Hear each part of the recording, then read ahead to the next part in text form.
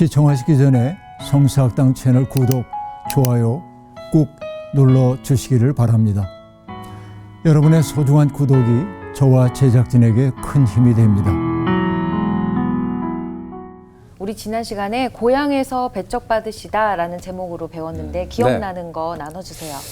저는 이 세 가지 천국에 대한 비유가 너무 기억에 남는데요. 그 첫 번째가 밭에 감추어진 보화, 그리고 값진 진주, 그리고 그물에 든 물고기 이렇게 또 비유를 해주셨어요. 네. 그리고 또 예수님께서 고향인 나사렛에서 배척을 받으셨죠. 맞아요. 속상해. 그래서 우리가 예수님 어떻게 대하느냐에 따라 천국의 제자된 서기관이 될지 아니면 네. 말씀하신 것처럼 배척하는 나사렛의 사람이 될지 나의 지금 상태는 어떠한가. 네, 오늘은 마태복음 14장 들어가는데요. 오늘도 또 기대가 됩니다. 14장이구나. 네. 세례 요한 같네요. 네.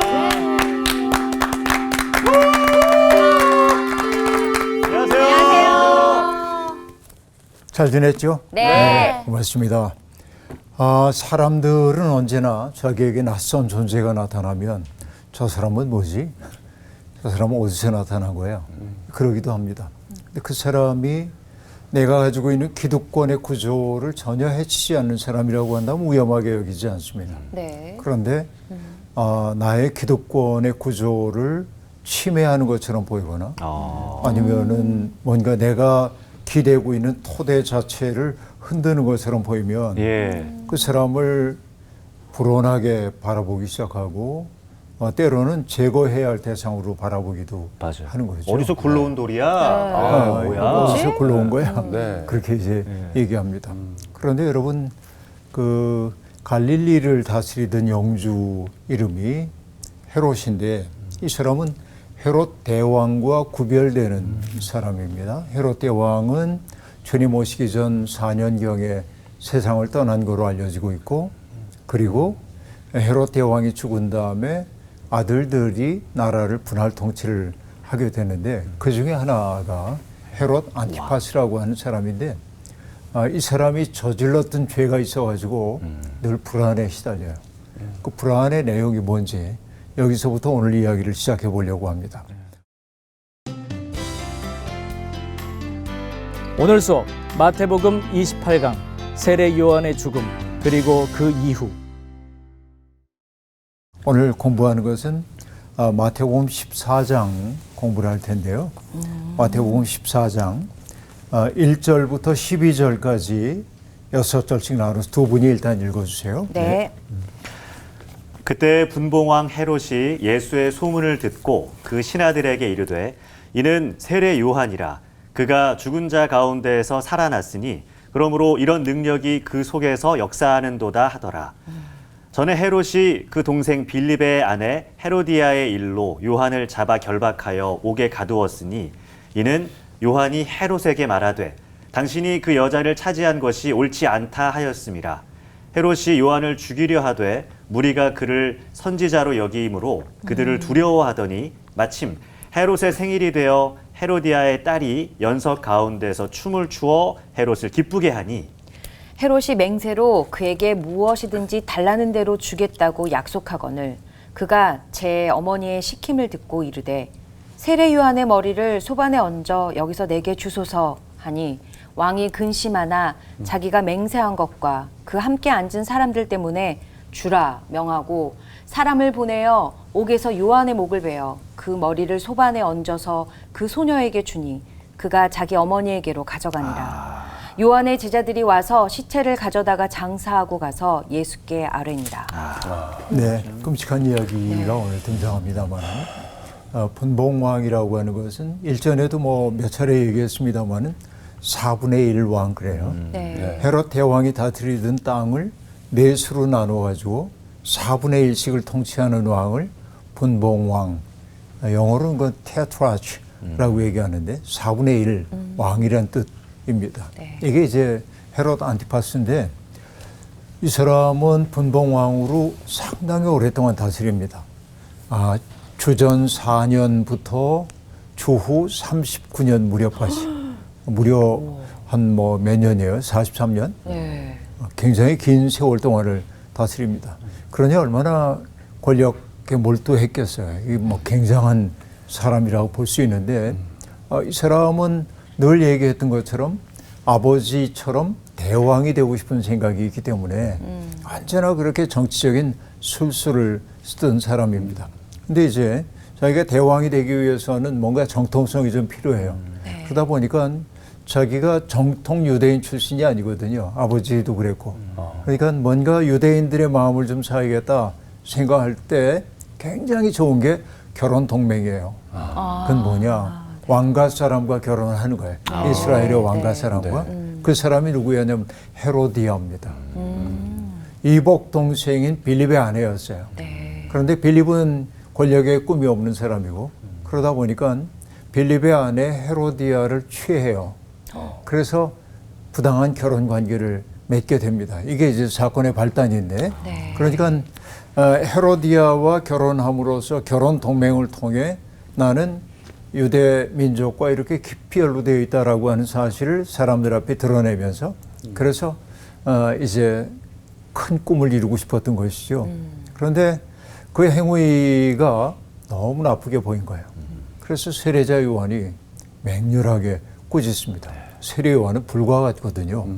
그러니까 못 참지. 그저 적절한 말로 그러면 안 될 텐데 이게 아니죠. 그죠? 그건 좀 안 좋은 것 같은데 이렇게 얘기 안 합니다.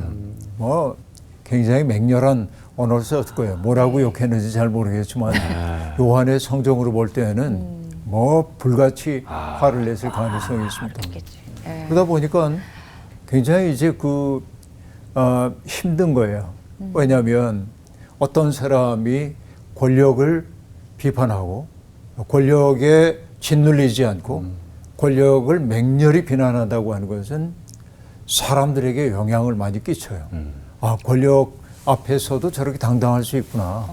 그러니까 이 헤롯이 두려워했던 것은 이 세례자 요한의 비판 그 자체의 내용이기도 하지만은 자기가 아무것도 아닌 존재처럼 취급되고 있는 것을 견딜 수가 없었던 거죠.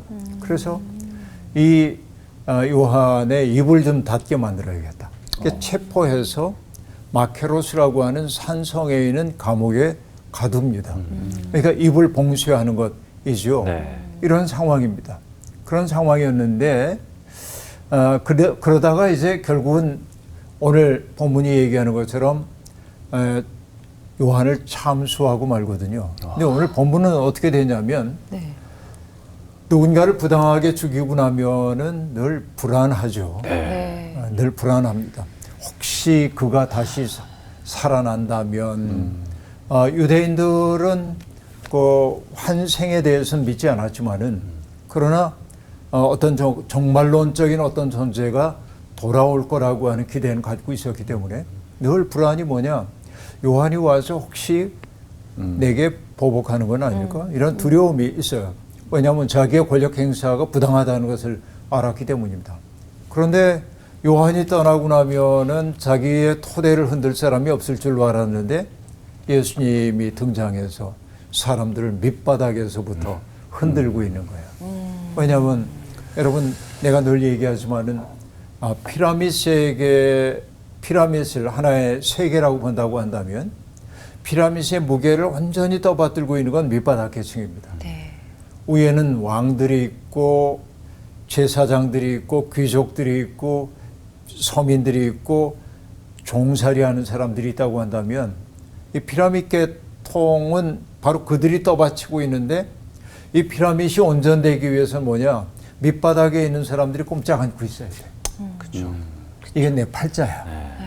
내가 이렇게 오늘 종으로 살고 있는 것은 내 팔자가 이번 생은 망했어 그런 거지. 꼼짝 않고 있어야 합니다. 그런데 예수님이 오셔가지고 하는 일은 뭐냐면 그 밑바닥에 있는 사람들에게 너는 무한히 귀해. 바로 너에게 하나님 나라가 지금 임하고 있어. 그래서 이 사람들이 꿈틀꿈틀 움직여요.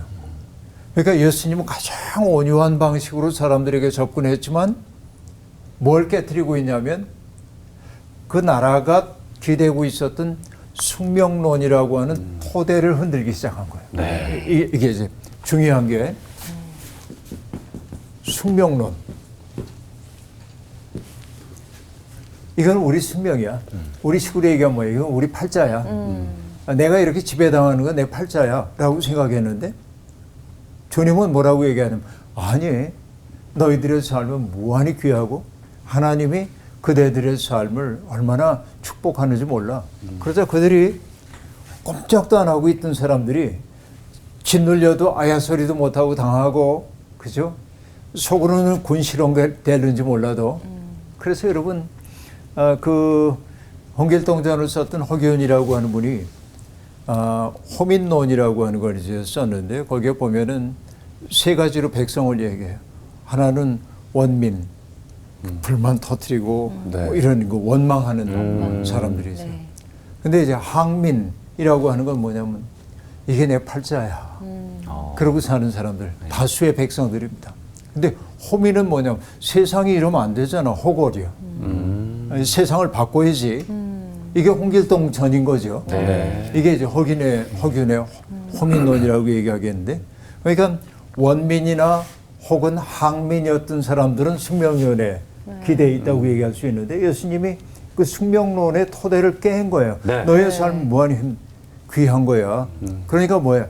피라미드 세계가 기득권들이 누리고 있었던 모든 특권들이 토대가 흔들리기 시작해요. 그래서 뭐냐면 세례 요한보다 예수님이 더 근본적으로 위험해. 그들이 보기에는. 네. 왜? 세례 요한은 네. 그냥 막 비판하고 그러니까 갖다 가두면 되는데 예수 그리스도는 뭐냐면 사람들 사이에 싹 스며들어. 맞아요. 영향력이 어마어마해요. 싹 스며들고 네. 그래서 스며들어서 여러분 물기가 많이 스며들게 되면 무너지잖아요. 네. 더 위험하게 느껴져요. 네. 그러니까 이 그 헤롯 안티파스가 생각할 때는 예수라고 하는 존재가 사람들 사이에 막 인기를 끌기 시작하고 병든 사람들이 낫고 그분을 통해서 귀신도 내쫓기고 사람들이 막 모여들고 그런 모습을 보니까 위험해. 근데 그분을 뭐라고 의심하냐면 세례 요한이 살아온 거 아니야? 이 불안이 이제 그에게 찾아온 거예요. 내용은 이제 그런 내용. 네. 그러면서 이제 슬그머니 뭐라고 지금 얘기를 하고 있는 거 아니? 여러분 이 요한이 어떻게 죽게 되었는지 자초지종을 마태가 기록을 하고 있습니다. 네. 어떻게 말하냐면 전에 헤롯이 그 동생 빌립의 아내 헤로디아의 일로 요한을 잡아가뒀다. 이거 앞에서 얘기했던 거입니다. 그 자초지종을 우리가 다 알아요. 그러니까 요한이 헤롯에게 이 헤로디아와 결혼한 것은 해서는 안 될 일이었다라고 꾸짖었다는 겁니다. 네. 그런데 죽이고 싶어요. 요한을. 그 입을 다물게 하고 싶어요. 근본적으로. 그런데 그럴 수 없었던 까닭이 뭐냐. 사람들이 요한을 굉장히 높이 평가하고 있기 때문에 요한을 죽였다고 하는 밀란이 날까 두려운 거예요. 네. 그런데 정말 우스운 상황이 벌어졌는데 헤롯의 생일날이 됐습니다. 그래서 생일 잔치를 벌여요. 왕의 생일입니다. 굉장히 아꼈죠. 네. 네. 뭐 고관 대작들이 다 왔을 거고 선물들을 가져왔고 그리고 거기에서 베풀어줬을 연회도 화려했을 거고 술들이 돌았을 거고 건하게 다 행복해. 그런데 마침 그때 그 생일 잔치를 기쁘게 하기 위해서 헤로디아의 딸이 등장해서 사람들 앞에서 춤을 춥니다. 근데 그게 굉장히 예뻐 보였던 모양이에요. 근데 그 딸의 이름은 성경에 안 나와요. 근데 요세푸스라고 하는 사람이 기록했던 유대 고대사에 보면은 그 헤로디아 딸의 이름을 살로메라고 그래요. 살로메. 네, 이름 들어봤죠? 네. 살로메라고 하는 딸인데, 근데 어쨌든 성경엔 나오지 않는데 살로메가 너무나 이제 아름답게 춤을 추니까 헤롯이 기분이 너무 좋아졌어요. 자기의 그 뭔가 아내, 새로 얻은 아내의 딸이긴 하지만 너무 아름다운 그 모습이 사람들에게 어필했기 때문에 그래서 뭐냐면 호언장담하는 거야. 너 원하는 거 다 해줄게. 너 원하는 거 다 해줄게. 근데 이 소녀는 글쎄 뭘 바라면 좋을는지를 알 수가 없어서 엄마하고 상의를 해요. 그래서 헤로디아도 요한의 비판이 늘 마음에 걸렸거든요. 그러니까 이 딸에게 말합니다. 요한의 목을 소반에 담아 내게 주소서 하라 라고 얘기합니다.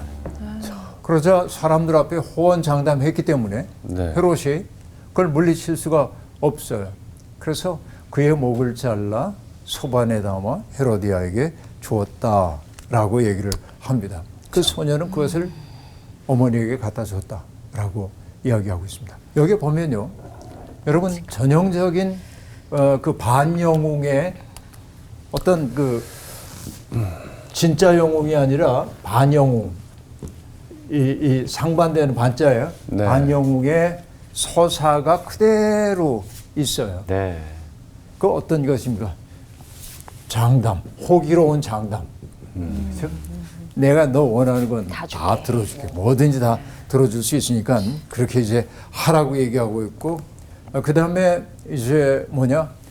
이 반영웅들이 실수를 하는 데에는 되게 뭐가 있냐면 잔치가 있어요. 술이 들어가겠죠, 여기? 네. 술 때문에 이제 거나해지는 상황이 벌어지게 됩니다. 그리고 반영웅 서사에 꼭 등장하는 게 여성들입니다. 이건 안타깝지만 네. 여성들이 여기에 이제 등장하는데 오늘의 이 비극의 서사 가운데는 헤로디아와 그의 딸 살로메. 우리가 살로메라 알고 있는 여성들이 등장합니다.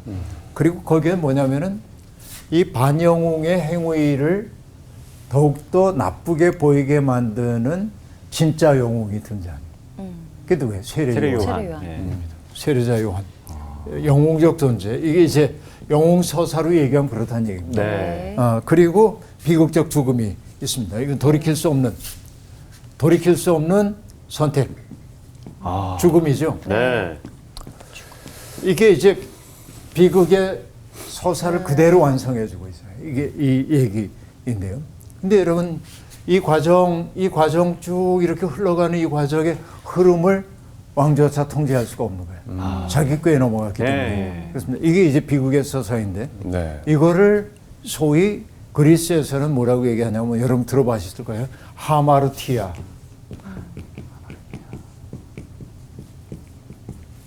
하마르티아라고 얘기하는데 뭐 관역을 빗나갔다 그런 뜻으로 여러분 듣기도 이제 했던 건데 이게 뭐냐면 목표에서 벗어났다. 목표를 상실했다. 이제 그런 뜻입니다. 네. 그러니까 그리스의 비극에서는 하마르티아라고 하는 것은 악으로 규정되지 않아요. 오, 이게 악은 아니야. 네. 근데 문제는 뭐냐면은 판단착오로 파국에 이를 수밖에 없는 것을 하마르티아라고 얘기합니다. 근데 그리스 비극은 다 그런 구조로 돼 있어요. 네. 운명을 뛰어넘지 못해. 네. 자기가. 예를 들면 뭐 오이디푸스 얘기 같은 걸 보면은 아이가 태어났는데 신탁을 받아보니까 얘가 아버지를 죽이고 엄마하고 결혼한다. 한 신탁을 듣고 안 되겠다. 얘가 왕자이지만 제거해야 돼. 그래서 이제 얘를 갖다 죽이라고 얘기합니다. 근데 그 명령을 받은 사람이 애를 데리고 가다 보니 너무 잘생겨서 차마 죽일 수가 없어요. 근데 왕이 보는 앞에서 이 발 뒤꿈치를 철자로 꿰입니다. 그래서 오이디푸스라고 한 말의 뜻은 발 뒤꿈치를 꿰인 자예요. 이게 웨디푸스예요. 네. 그래가지고 이제 죽이려고 그러다가 너무 아까워. 그래서 어느 동굴에서 목동 생활하는 이에게 줍니다. 이 아이를. 근데 목동이 데리고 있다가 자기 나라의 왕에게 왕자가 태어나지 않은 것을 보고 양자로 줘요. 거기에. 그 나라의 왕자로 자라납니다. 에디푸스가. 근데 어느 날 자기에게 내렸던 신탁을 알게 돼요. 에디푸스가. 뭐냐면 아버지를 죽이고 엄마와 결혼한다 하는 걸 알아요. 그래서 지금 키워주는 그분들이 자기 아버지 어머니인 줄 알고 떠나. 거기를. 그 운명을 피하려고. 근데 길을 가다가 어떤 마차와 이렇게 지나가다가 시비가 붙어서 죽여요. 그게 자기 친아버지예요. 그러고는 그 어려움에 빠져 있는 그 나라에 가서 문제를 해결해주고 왕비였던 이와 결혼해요. 그게 자기 어머니. 이게 이제 오이디푸스 왕의 그 비극의 서사이거든요. 그러니까 이게 결국 뭐냐면은 그리스 사람들은 이런 것들을 아낭케라고 말하기도 하고 모이라라고도 얘기하는데 그건 뭐냐? 숙명이에요. 운명. 그건 바꿀 수가 없다. 그러니까 그리스 비극은 언제나 영웅들의 몰락을 보여주는 것들이라고 볼 수 있어요. 비극을 피할 수 없는 영웅들의 몰락을 얘기해주고 있는데 그런 것들을 뭐라고 하냐면 내가 상황을 통제하려고 하는 그런 것들을 하마르티아라고 얘기하고 있는데 결국 하마르티아의 이유는 뭐냐? 자기가 얼마나 부족한 존재인지 자기 한계를 인정하지 않으려고 하는 마음에서부터 나와요. 그래서 하마르티아를 가끔 사람들은 교만이라고 얘기하기도 합니다. 그렇죠? 이런 것들 그렇게 얘기해줘요. 네. 근데 어쨌든 여기에서 이제 왕이 이 흐름에 끌려 들어가고 싶지 않았던 것을 마태는 뭐라고 얘기하냐면 왕은 근심하나. 아, 그러네요. 이 대목이 있네. 자기가 맹세한 것과 그 함께 앉은 사람들 때문에 헤롯의 목을 주라 하였다라고 얘기합니다. 그러니까 근심해 이러면 안 돼라고 하는 걸 알아. 그런데 체면 때문에 그 일을 하게 되는 거야. 인식과 행위의 어긋남. 이것이 만들어내는 거 뭐냐면 불안이야. 결국은. 그러니까 이 불안이라고 하는 게 뭐냐? 자기 내면의 소환이에요. 네. 너 네. 그래서는 안 됐어. 그 자기 내면에 뭐 조금 어렵게 얘기하면 존재론적 균열이 일어나. 자기 존재가 무너진 거야. 이게 이제 불안으로 나타난 것이라고 얘기할 수 있습니다.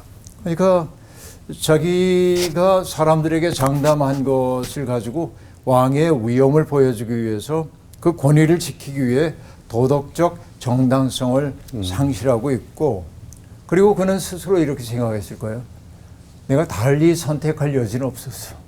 이건 어떤 흐름이고 내가 따라갈 수밖에 없었어라고 얘기했을 겁니다. 그렇죠? 그 때문에 이 반영웅 때문에 세례자 요한은 결국 목이 잘려서 소반에 얹히게 됩니다. 그래서 여러분, 그러니까 한 존재, 그러니까 한 시대에 가야 할 길을 일러주던 이 예언자, 정말 광야에 외치는 자의 소리였던 예언자가 얼마나 허망하게 세상을 떠나는지를 보여주고 있죠. 이게 참혹한 일이라고 볼 수 있습니다. 그럼 이제 그 다음 얘기를 우리가 보게 될 텐데, 그 다음 얘기를 볼 텐데요. 13절부터 21절 두 분이 한 분은 16절까지 읽어주시고 뒤에 분이 17절부터 읽어주세요. 네. 예수께서 들으시고 배를 타고 떠나사 따로 빈들에 가시니 무리가 듣고 여러 고을로부터 걸어서 따라간지라. 예수께서 나오사 큰 무리를 보시고 불쌍히 여기사 그 중에 있는 병자를 고쳐주시니라.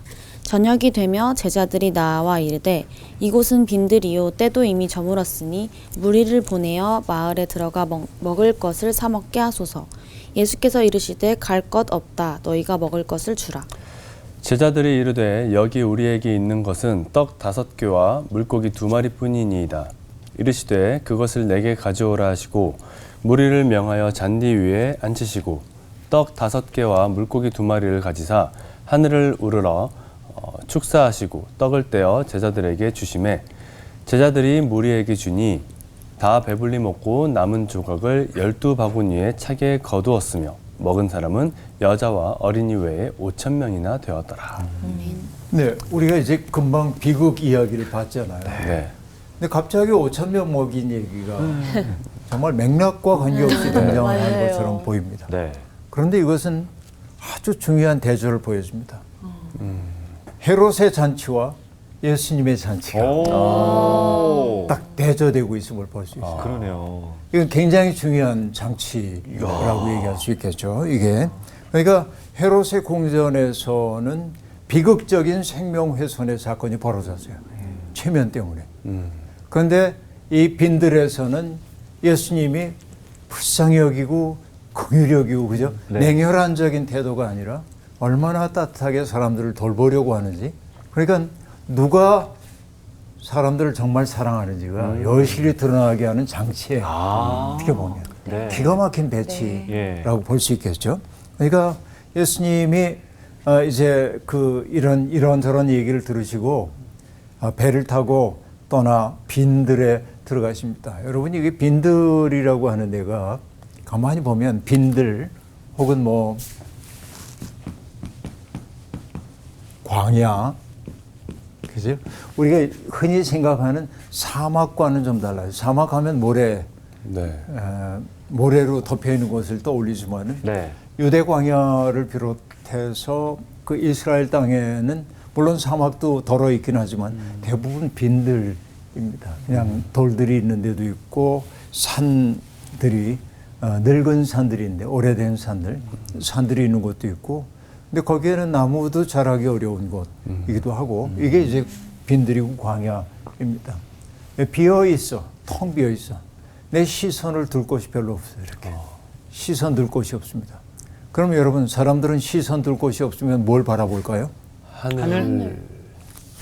자기 자신. 내면? 땅을 봐요.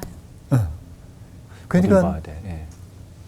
아무것도 내 시선 둘 데가 없어. 예. 준거점이 없어. 나를 어떻게 어디에 준거에서 나를 바라볼 수가 없어. 그때 여러분 얘기한 대로 사람들은 자기를 들여다보기 시작하고 내가 누구야? 또 어떤 사람들은 하나님에 대해서 생각하고 나는 이 광대한 우주 가운데 누구일까? 그래서 여러분 가끔 우리가 빈들에 가야 하는 까닭이 있어요. 왜? 우리가 살고 있는 이 도시라든지 이런 데서는 언제나 눈길을 줄 때가 있어요. 정훈 씨도 보이고 휘 씨도 보이고 그렇죠? 또 어떤 그 대상들도 보이고 그러다 보니까 그 많은 것들이 내 시선을 빼앗을 때 나는 뭘 안 보냐면 나를 안 보고 하늘을 안 봐요. 이게 이제 절묘한 비유라고도 얘기할 수 있는데 예수님이 이제 빈들로 가십니다. 예수님이 빈들로 가는 경우에는 두 가지인데 하나는 위험을 피하기 위해 가실 때도 있고 또 하나는 기도하기 위해 가실 때도 있습니다. 그죠? 왜냐하면 하나님과 나만을 생각하는 자리이니까.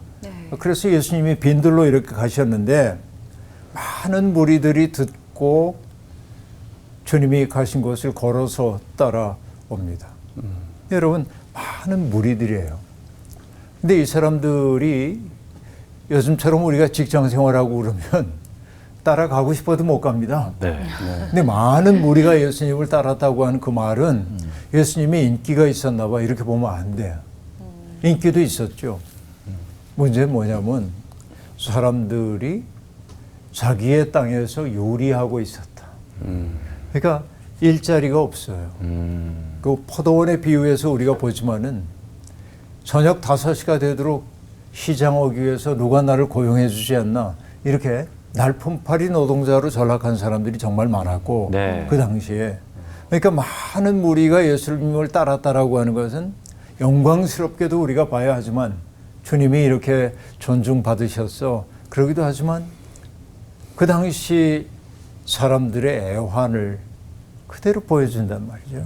이게 많은 사람들이 여러 골로부터 걸어서 따라왔어요. 근데 그 큰 무리를 보고 주님이 어떻게 합니까? 내 고독을 깼어. 이러면서 아주 그 배척하지 않잖아요. 불쌍히 여기셨다. 그들을 보고 아유 얼마나 인생이 고달플까. 아무 데서도 희망을 발견하기 어려운 이분들의 그 텅 빈 마음 그걸 그냥 여실히 느끼시는 거예요. 이게 불쌍히 여겼다. 여기서 불쌍히 여기다라고 한 단어는 안 됐어. 이게 아니에요. 그냥 마음이 애린 거야. 이게. 마음이 어쩔 줄 모르는 거예요. 그러니까 여러분 내 자식이 위기에 빠지면 부모의 마음은 애가 타잖아요. 네. 그 마음이 여기에 예수님이 말하는 불쌍히 여겼다 그런 거예요. 그러니까 예수님 정말 불쌍히 여기셔요. 그리고 뭐라고 얘기했냐면 그 중에 있는 병자를 고쳐주시니라. 그래서 연약한 것들을 다 고쳐주었다라고 얘기합니다. 그리고 마침내 저녁이 됩니다. 제자들이 생각하니까 여단났어요. 그 빈들인데 이 많은 사람들이 빈들에서 어떻게 지낼까 싶어요. 그래서 얘기합니다. 주님, 이것은 빈들이고 때도 이미 저물었습니다. 그러니 우리가 이분들 붙들고 있으면 안 됩니다. 그러니까 마을로 보내서 먹을 것을 사 먹게 하소서라고 네. 말합니다. 우리가 이 사람들 책임질 수가 없잖아요. 주님 보내시죠. 근데 주님이 얘기합니다. 갈 것 없다. 너희가 먹을 것을 주라. 어이없는 얘기예요. 어떻게 보면.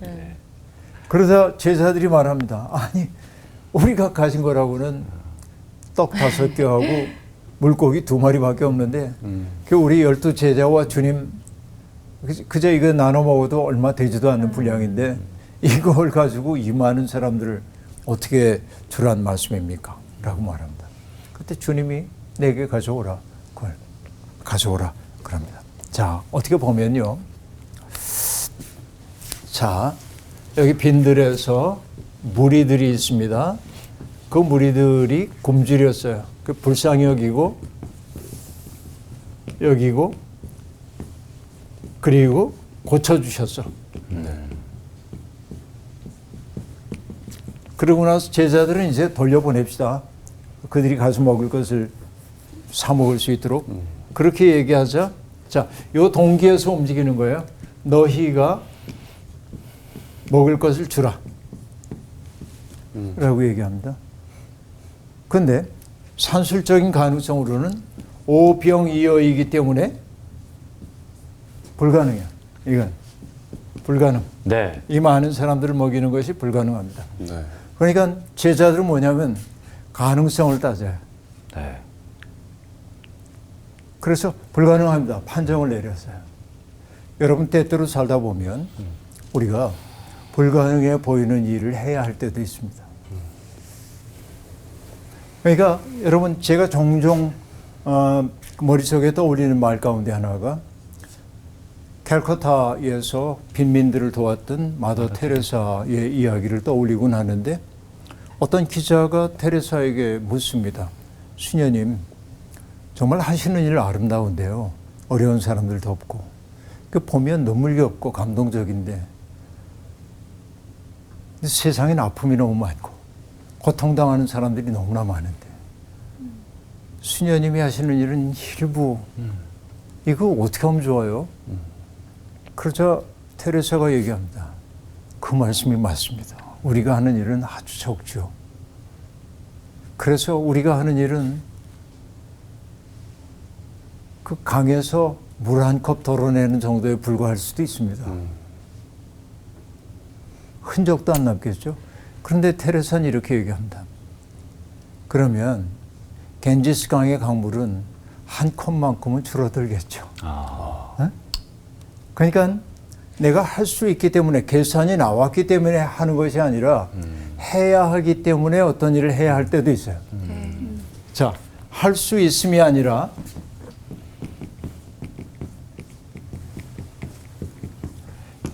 해야 하기에 해야 하는 일도 있다 하는 얘기입니다. 자, 우리가 예를 들어서 뭐 계란으로 바위치기지 이렇게 얘기해요. 예. 계산을 해. 계란 아무리 바위 위에 던져봐야 바위가 깨지겠어요? 이건 뭐 어리석죠. 어떻게 보면. 네. 그래서 우리는 포기해요. 그런데 누구는 얘기합니다. 계란도 그렇죠? 계란도 부화하면 날아서 넘을 수 있는 거죠. 그렇죠? 또 계란이 깨져가지고 바위 위에 이렇게 있는 것을 보고 사람들이 그 희생을 기억하게 되겠죠. 그럴 수 있는 거죠. 네. 그러니까 할 수 있음, 이 계산, 이 싸늘한 계산인데 계산 가지고는 역사를 새롭게 할 수가 없다. 주님이 하시는 일은 뭐냐면 해야 하기 때문에 해야 할 일이 있다. 내가 꼭 결과를 봐야 한다고 생각하면 못할 수 있어요. 그러나 주님의 사고 속에 있는 것은 뭡니까?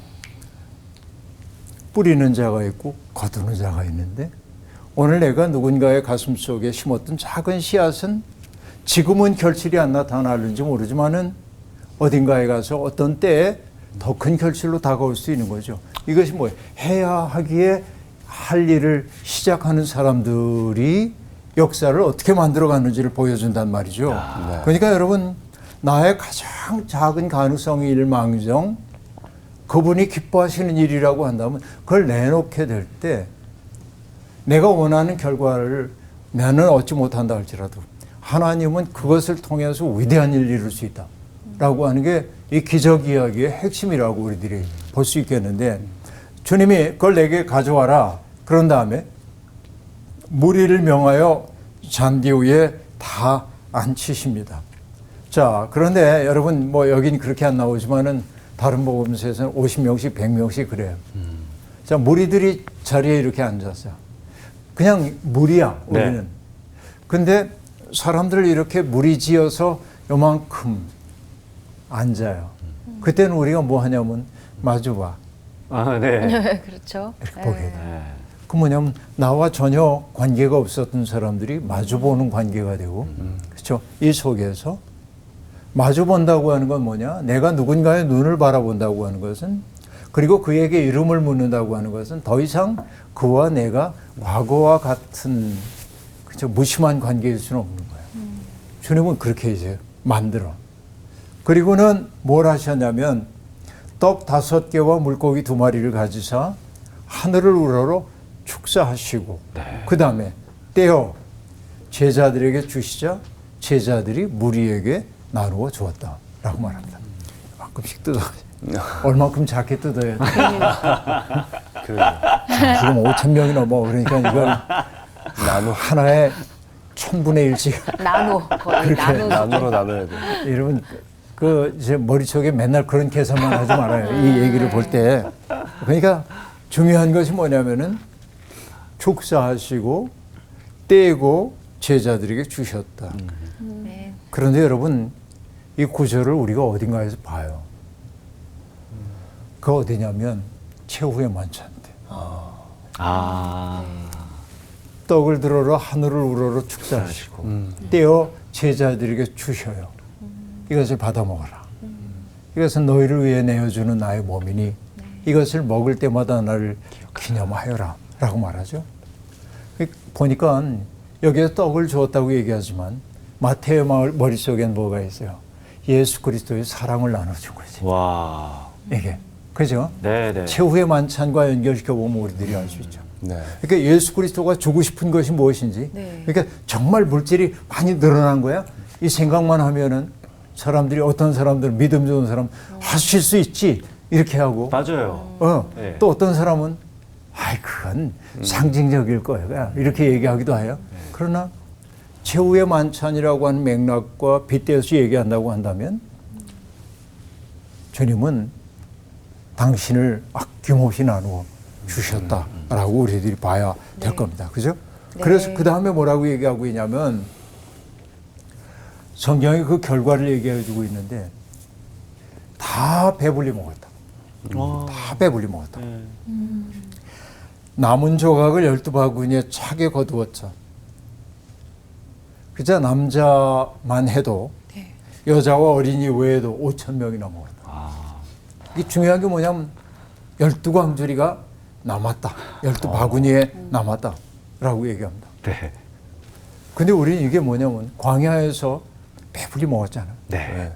이 연상시키는 또 다른 이미지가 있어요. 만나. 출애굽 공동체 만나서 아, 맞나. 다 배불리 먹잖아요. 네. 네. 남잖아요. 네. 이게 그 사건. 그러니까 어떤 얘기입니까? 예수 그리스도께서 마치 출애굽 시대에 하나님이 그의 백성들을 긍휼히 여기셔서 그들의 줄인 배를 채워주셨던 것처럼 주님은 우리의 줄인 배를 채워주시는 분, 우리의 아픔을 모른 척하지 않은 분이다 라고 하는 사실을 일깨워주고 있는 것이죠. 그렇게 보면 자, 오늘 읽었던 두 대목인데 하나는 헤롯 안티파스의 잔치 이야기가 하나 있었고 또 하나는 빈들의 잔치가 있었는데 이 둘이 극명하게 대조됩니다. 네. 헤롯의 궁전을, 헤롯의 권력을 지배하고 있는 것은 뭐냐면 공포예요. 권력이 갖고 있는 공포입니다. 근데 거기에 딱 대조되는 예수님의 그 뭐랄까 사람 대하는 것은 연민입니다. 그들의 아픔을 당신의 아픔인 양 느끼는 것입니다. 헤롯이 중요하게 생각하는 건 뭐야? 자기의 체면을 유지하는 겁니다. 주님에게 중요한 건 뭡니까? 공동체가 나눔을 통해 일치를 경험하는 거예요. 이게. 그리고 어쨌든 폭력적 질서가 만들었던 것은 뭐냐면 생명의 파괴로 귀결됐어요. 그런데 예수님의 마음이 있는 곳에 뭐냐면 충만함이 있어서 먹고 남았다라고 하는 거예요. 과잉, 은총의 넉넉함을 보여주고 있어요. 그러니까 오늘 공부했던 이 두 대목은 그러니까 힘을 바탕으로 둔 권력이 지배하는 세상과 연민이라고 하는 타자들에 대한 사랑을 기반으로 한 예수 그리스도의 하나님 나라 통치가 어떻게 극명하게 대조되는지를 보여주고 있습니다. 우리는 어떤 세계에 초대받았어요? 예수의 잔치입니다. 그러니까 여러분 나만 행복하면 돼. 이건 헤롯의 잔치입니다. 근데 뭐냐? 나도 배고프지만 너도 배고프지 나눠 먹어. 이게 예수의 잔치입니다. 오늘 우리는 그 잔치에 초대받은 사람들. 우리의 삶이 그렇게 아름답게 변화되기를 소망합니다. 수업 마칠게요. 고맙습니다.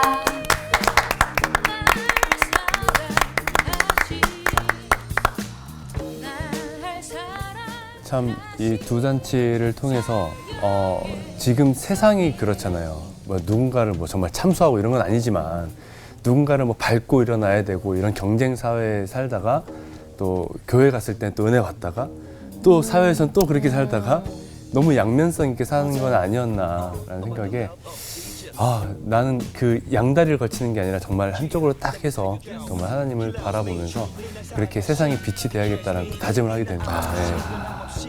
저는 오병이어 얘기를 진짜 수십 번 들어서 이미 알고 있지만 이거를 제 현실에도 하나님이 계속 끊임없이 은혜를 주시고 계시구나를 다시 생각했어요. 나도 마태복음 14장에 이렇게 두 개의 잔치가 극명하게 대비됐다는 거를 오늘 배우면서 좀 새롭게 맞아요. 알게 됐고 수업을 통해서 알게 됐어요. 그리고 맞아요. 그 예수님의 잔치, 오병이어의 잔치 그게 공동체의 잔치였구나라는 것도 또 새롭게 알게 됐어요. 그래서 그렇게 만들어 가야겠구나 생각했습니다. 저도 오병이어 이 사건 기적을 볼 때마다 약간 규모, 스케일에 좀 집중했던 거. 이야, 이렇게 많은 사람을 먹이셨다고? 맞아요. 약간 스케일 그런 거에 제가 좀 집중을 했었는데 오늘 수업을 듣다가 그 안에 더 중요한 건 예수님의 배고파하는 사람들을 향한 연민이었구나, 사랑이었구나. 이 안에 사랑이 담겨 있구나. 연민 스케일. 네, 예수님의 사랑은 정말 어마어마하시구나. 이걸 좀 느껴서 되게 마음이 좀 따뜻해졌어요.